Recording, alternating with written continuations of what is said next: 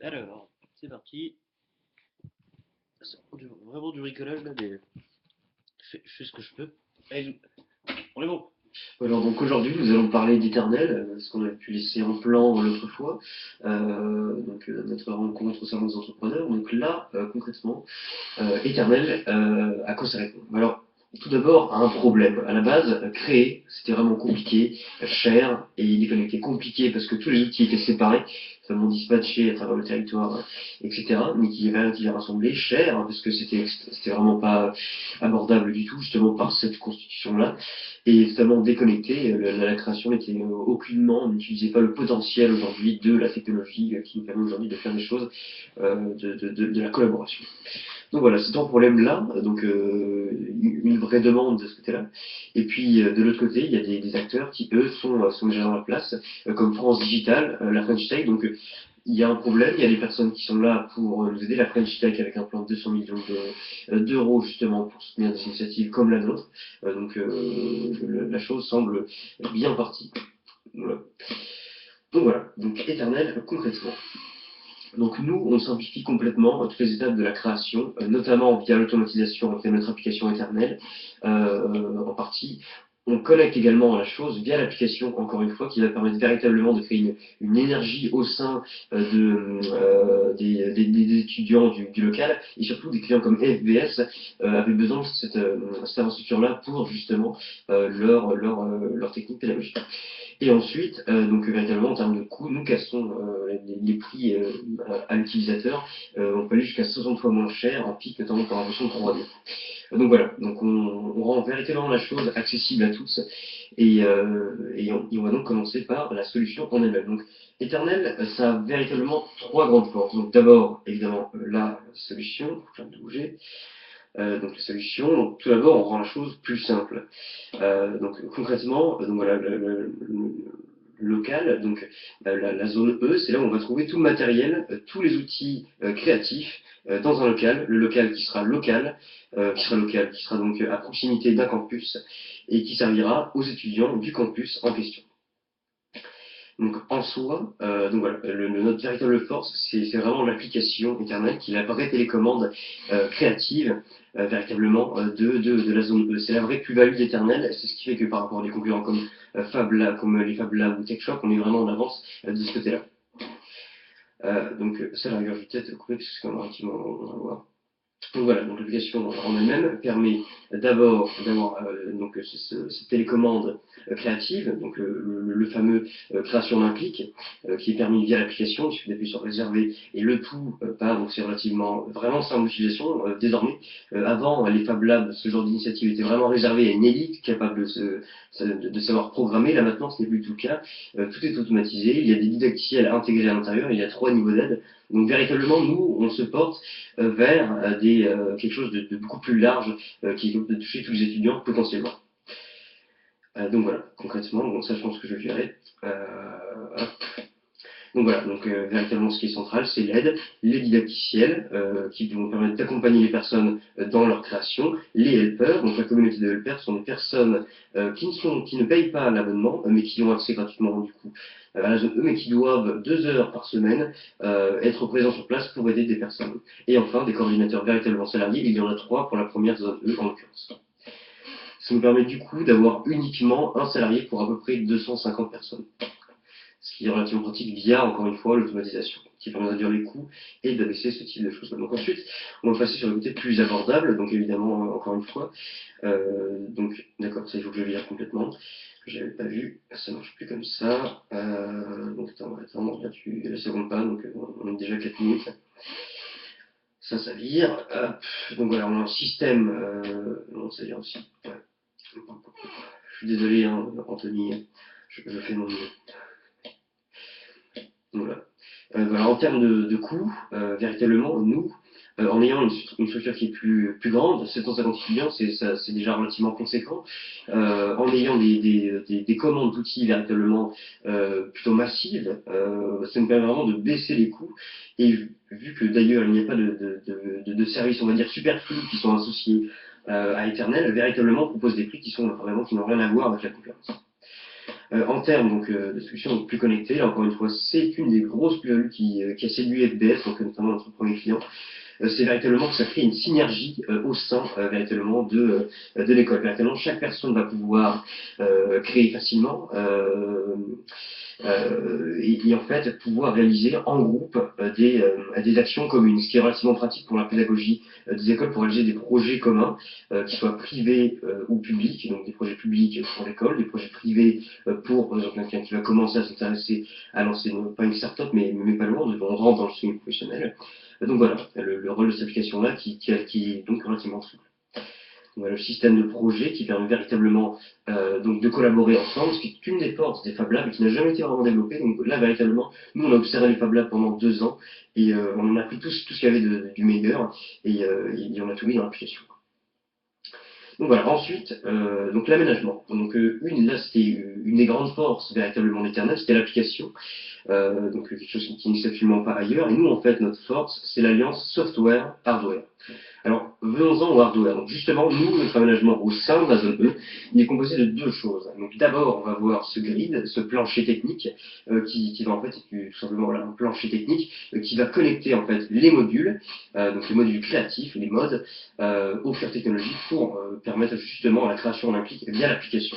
Donc, le tout est totalement modulable, véritablement. C'est tout à fait sur mesure pour les besoins de l'école et en l'occurrence ici de FBS. Donc on a un catalogue de modes, donc de modules créatifs. On va réaliser la conception en fait, de la zone E conjointement avec le client, suivant ses exigences, suivant son terrain d'activité, et on leur offre du coup une zone E, une zone E sur mesure pour leurs besoins. Alors ensuite, voilà, donc le système grid, c'est en fait un plancher, donc tout est carré de 1 mètre sur 1 mètre qui permet justement de s'adapter à tous les locaux. Nous on loue les locaux, on les construit pas, c'est bien trop cher. Ça nous permet justement de réduire les coûts de manière drastique, du moins d'investissement. Et concrètement, voilà, cette structure grid permet de s'adapter à tous les locaux et d'ensuite pouvoir placer les modules par-dessus comme on veut.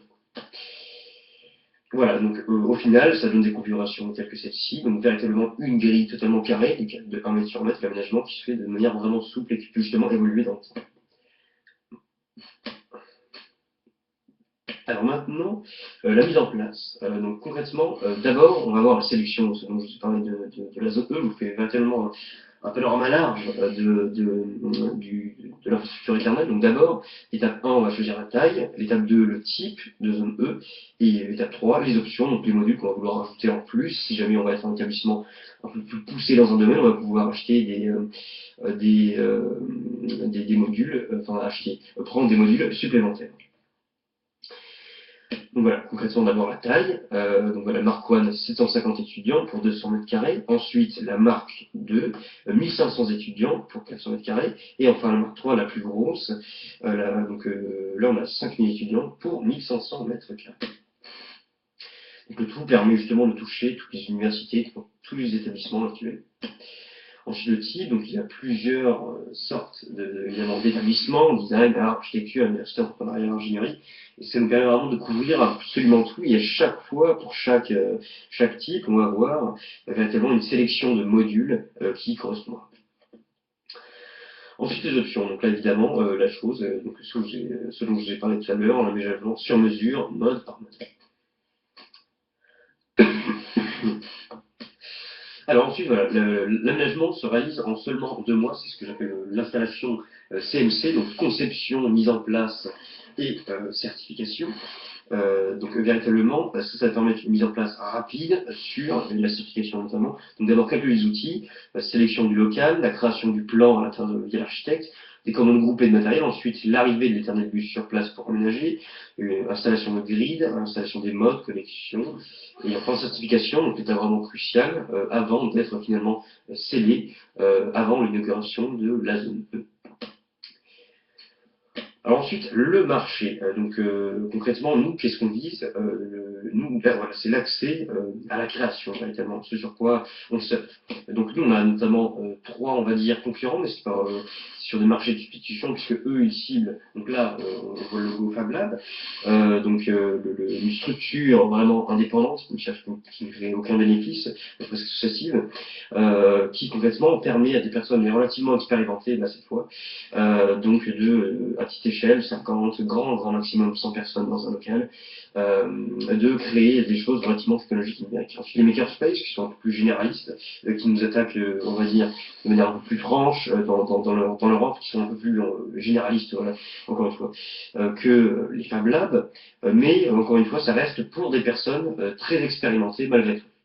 Et enfin, notre plus sérieux en fait concurrent, TechShop aux États-Unis, qui véritablement eux en fait donc possèdent déjà l'équivalent de 7 zones E, donc de 7 locaux à travers la France. Ils sont actuellement en train de réaliser une levée de fonds de 60 millions de dollars, ce qui est plutôt pas mal. Donc vraiment, ils ont des aides de l'État vraiment conséquentes pour justement lancer cette initiative-là qui vraiment est dans l'air du temps selon l'État et par rapport du coup aux échos que les boutiques, les locaux tech shop ont pu rencontrer. Donc eux pareil, ils sont uniquement aux États-Unis, donc ce qui nous laisse un petit peu de marge de manœuvre, et encore une fois, ils n'ont pas toute la structure qui permet de simplifier du coup, de se porter sur tout, véritablement tous les étudiants, tous les utilisateurs de manière très très large, ce qui manquait vraiment aujourd'hui aux espaces de création, et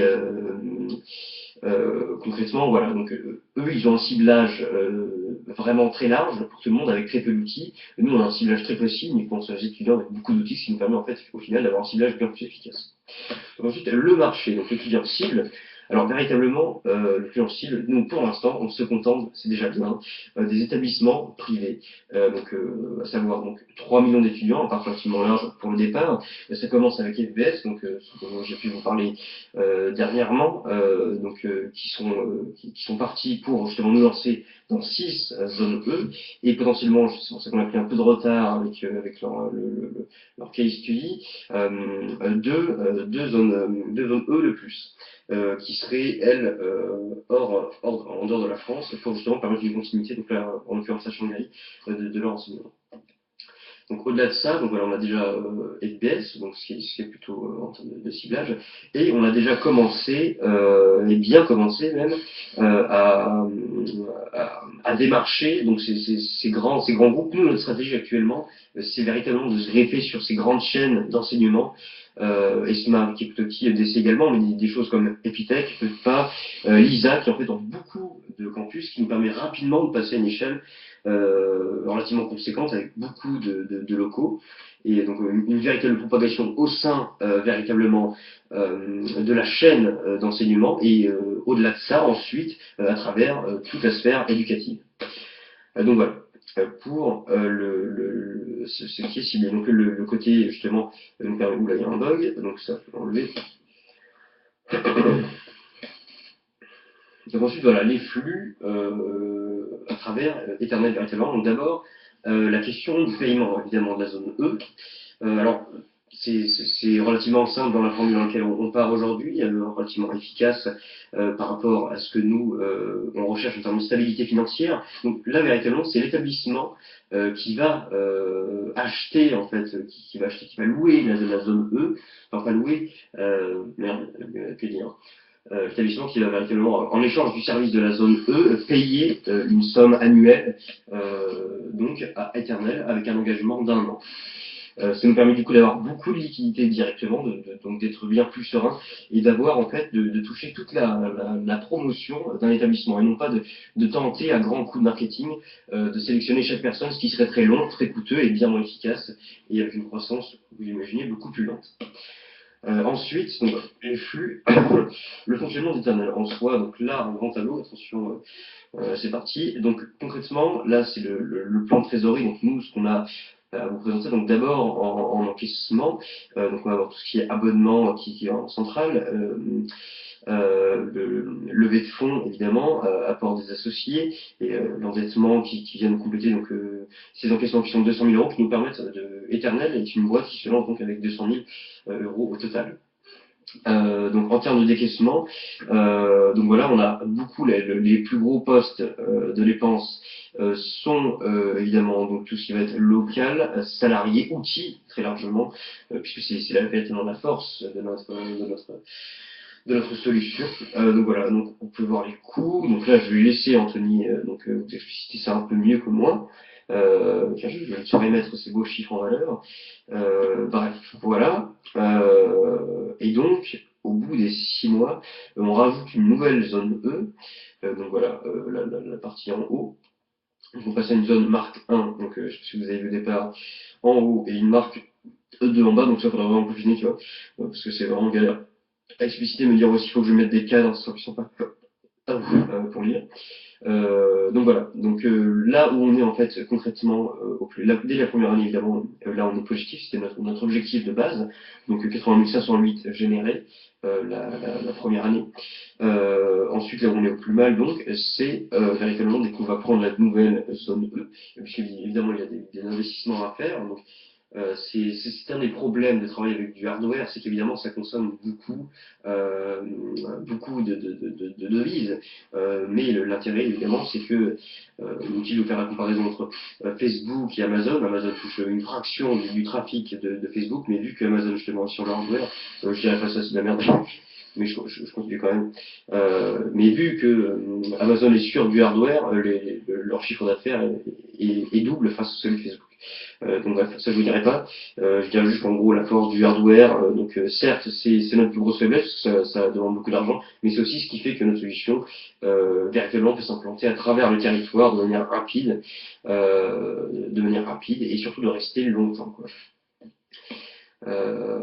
Ouais. Donc après voilà, c'est très long ce tableau, je l'avais pas vu extrêmement long. Donc là, il faudra vraiment que tu m'aides en termes de conseils. Ou alors, je pense que là, je te laisserai parler, ce sera plus sympa, ce sera plus dynamique. Chaque fois, tu as juste à toucher sur une touche. Hop. Moi, j'aurai le câble demain pour le connecter au vidéoprojecteur. Et du coup, voilà, donc on sera sur ce petit MacBook Air demain. Voilà, donc c'est très long, effectivement. On est que à A, donc il y a B, C. Donc là, vraiment, il faudra. Ce sera le moyen, je pense, qu'il y a beaucoup de chiffres très techniques d'aborder d'autres choses si tu penses à des choses supplémentaires. Là, on peut vraiment le mettre là parce que le tableau est très lent. Au pire, moi, je peux couper évidemment parce qu'on est câblé, ouais, je vais couper au moins la moitié, quoi. Mais c'est sympa, ça fait une belle progression, c'est quand même plutôt. Ça fait con. Bref, voilà, on est à 17 minutes. Pour l'instant, ça va, je me tiens par rapport à ce que j'avais pu prévoir. J'attends parce que la partie première prenne bien plus de temps, donc c'est plutôt pas mal. Putain, mais je sais. Allez. Voilà, c'est bon. On y est. Donc bref, voilà, et au final on a 1 500 000 euros, c'est plutôt ce qui est agréable. Donc ensuite, investissement. Donc nous, d'abord, on a les fonds, nos fonds propres. Donc qui sont composés de deux choses. D'abord, nos fonds actuellement de dirigeants, nos 50 000 euros, donc qui permettent du coup la création du système gris, la création des modes, des outils, la protection également d'éternel. Donc voilà, une enveloppe conséquente et vraiment importante, primordiale. Et ensuite, le financement bancaire qui va nous permettre de prendre en charge les fonds de roulement de l'épargne. Donc voilà, 80 000 euros que nous, on met sur la table. Ensuite, voilà. Donc là, ça va être plus de votre côté pour le coup. Donc en termes de fonds d'investissement, nous on vous propose quelque chose de cause deux enveloppes au total de 120 000. Donc 60 000 pour la zone E et 60 000 pour l'application. Donc concrètement, pour la zone E, ces 60 000 euros vont permettre de consolider vraiment la croissance, de permettre d'aller plus vite. Complètement zone E Mark I, ou zone E, les frais de roulement encore additionnels, des services auxquels ça va s'ajouter, les compléments encore une fois, et véritablement l'application, elle qui va se faire plus en amont, puisqu'elle permet ensuite, elle est intégrée au sein des zones E, donc elle est préparée après, on est toujours en train d'avancer dessus.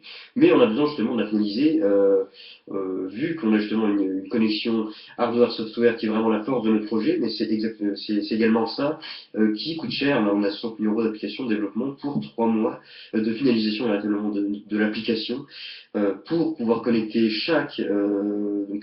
l'iPhone à chaque outil véritablement, le tout qui transite par le cœur technologique, donc le tout sera bien bien huilée, mais ça coûte relativement cher à la base. Donc ensuite, en termes d'application, elle n'évoluera pas beaucoup pour la suite, uniquement les évolutions nécessaires. Donc on n'aura pas à redébourser 100 000 euros à cet échelle-là. Mais là, c'est véritablement essentiel pour démarrer le projet.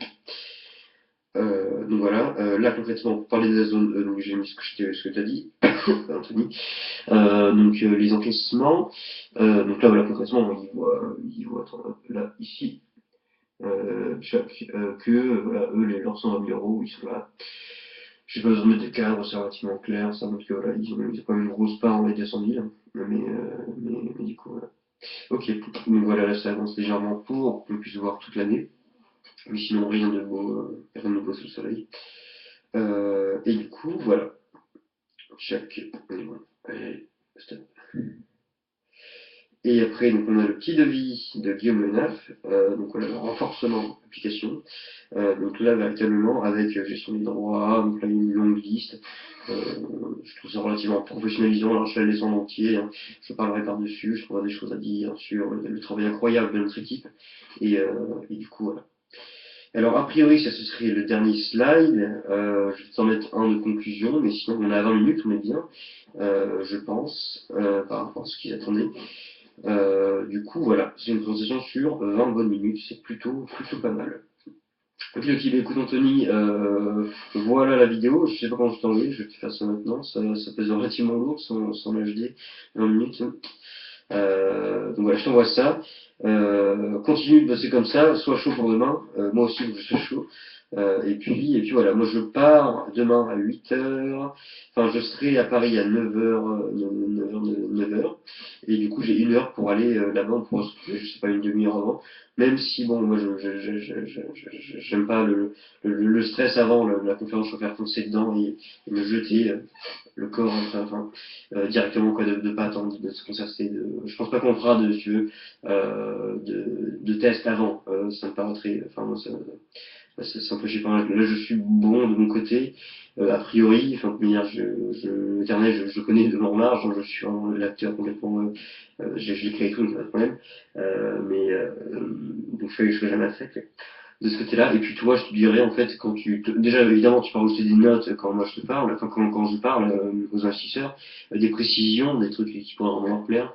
Ce qui peut être cool, du coup, on aura un double discours, ce sera plus efficace de leur côté. Et puis, évidemment, qu'il y a des trucs vraiment techniques, là, tu vas, puis ce sera cool, quoi. Ok, il faudra qu'on parle absolument de ton paiement. Tu m'as dit, je crois, le 15 septembre, le 15 mars, n'importe quoi. 15 mars, donc ce serait dans 4 jours, un truc comme ça. Donc moi, je vais voir, de mon côté, on a l'argent. Bon, évidemment, tu comprends, j'aurais préféré que ce soit directement l'argent d'investissement. Mais si vraiment, toi, tu peux pas du tout, si tu es déjà en train de manger des céréales et des pâtes à longueur de journée, matin, midi, soir, t'inquiète pas, on s'arrangera. Et puis évidemment, t'as fait un boulot qui est vraiment sincèrement formidable, quoi. Ça crédibilise vraiment le truc. On n'aurait jamais pu aller les voir sans ça. Donc voilà, on fera ce qu'il y a à faire, quoi. Bon voilà, bah écoute, fais-moi tes retours et puis on verra ça.